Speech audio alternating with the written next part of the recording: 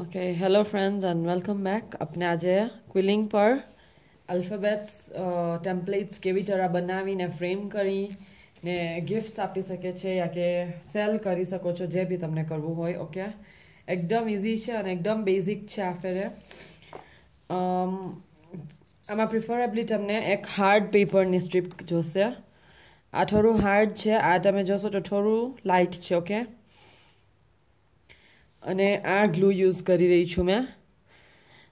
એકદમ જરૂરી છે કે તમે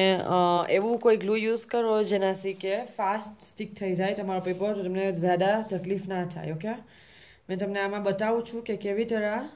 મેં પહેલાં બોર્ડર કરીશ ઓકે એક સાઈડ પર આ મારું ગ્લુ મેં સ્ટાર્ટ કરીશ ત્યાં મૂકવાનું અને એટલું એ બી જરૂરી છે કે તમારું ગ્લુ ક્લિયર હોય या કે ક્લિયર ડ્રાય થાય શું કામ કે પછી તમારું અગર ક્લિયર ડ્રાય નહીં હોય અને મેસી થશે અને બહાર નીકળશે સ્ટ્રીપ્સના તો જોવાશે અને અચ્છું નહીં લાગે પછી ઓકે હવે આ મારી સ્ટ્રીપ છે મેં એને સ્ટિક કરીશ આ ગ્લુ પર આવી તરહ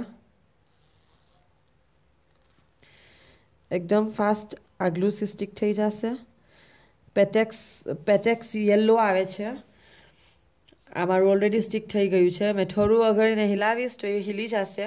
તો એની જગાથી એટલે મેં એને વધારે હિલાવીશ નહીં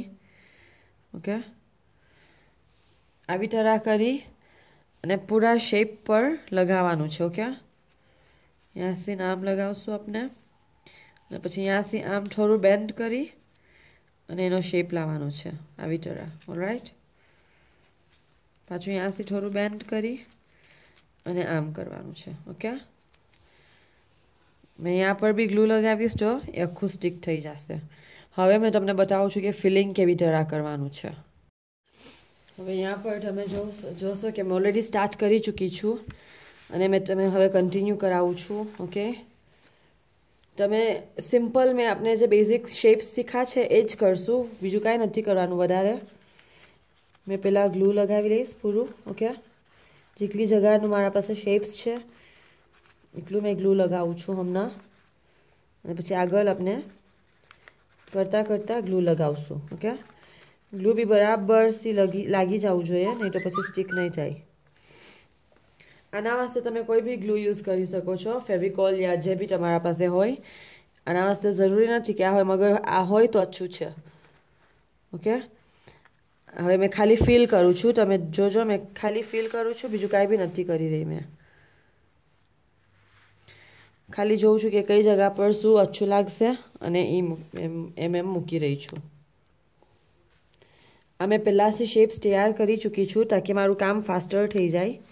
ઓકે મગર એવું કાંઈ નથી કે તમે આ જ યુઝ કરવાનું છે કે આ યુઝ નથી કરવાનું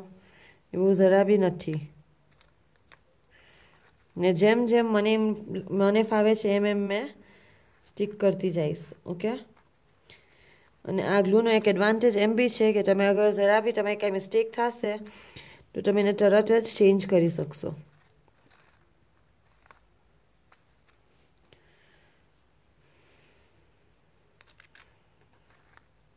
બસ ખાલી એને તમારા ગેપ્સને ફિલ કરી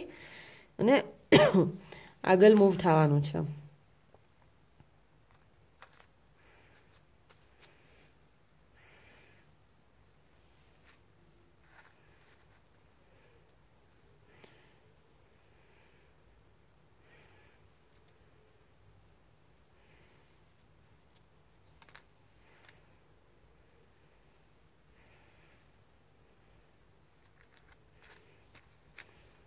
તમે જોવો છો કે મને જેમ બરાબર લાગે છે મેં બે ત્રણ વસ્તુ ટ્રાય કરું છું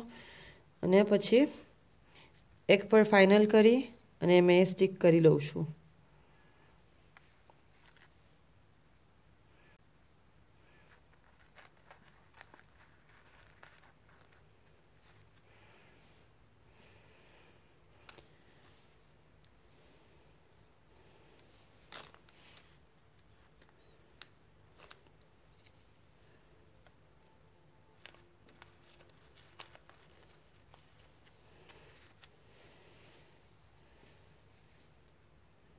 આમાં એકદમ જરૂરી એ બી છે કે તમે તમારા કલર કોમ્બિનેશન્સ બરાબરથી ચૂઝ કરો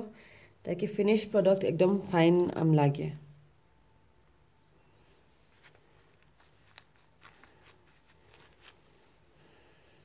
તમે જોઈ શકો છો કે એમ કરતાં કરતાં મેં આમાં એકદમ બેઝિક ફિલિંગ યુઝ કર્યું છે, એવું કાંઈ હાર્ડ નથી. સિમ્પલ ઓપન કોઇલ્સ અને લૂઝ કોઇલ્સ અને ટાઇટ કોઇલ્સ જ યુઝ કરી રહી છું, બીજું કાંઈ વધારે નથી કર્યું.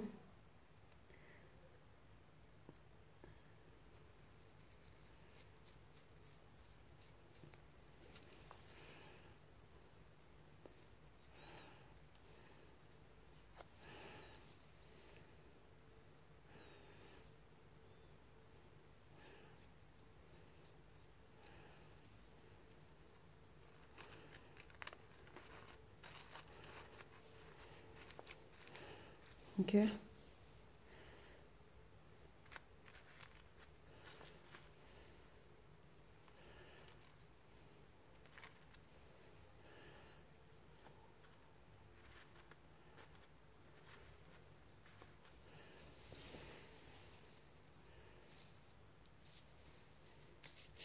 તમારા અપના નજરિયામાં તમને પસંદ આવવું જોઈએ, તાકી તમે કોઈ બીજાને કન્વિન્સ કરી શકશો કે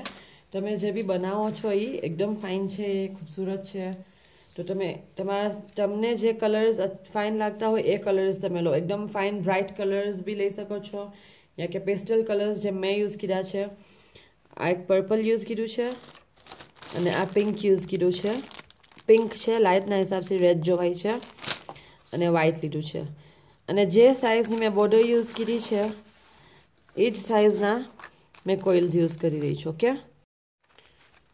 તમે यहाँ पर જોઈ શકશો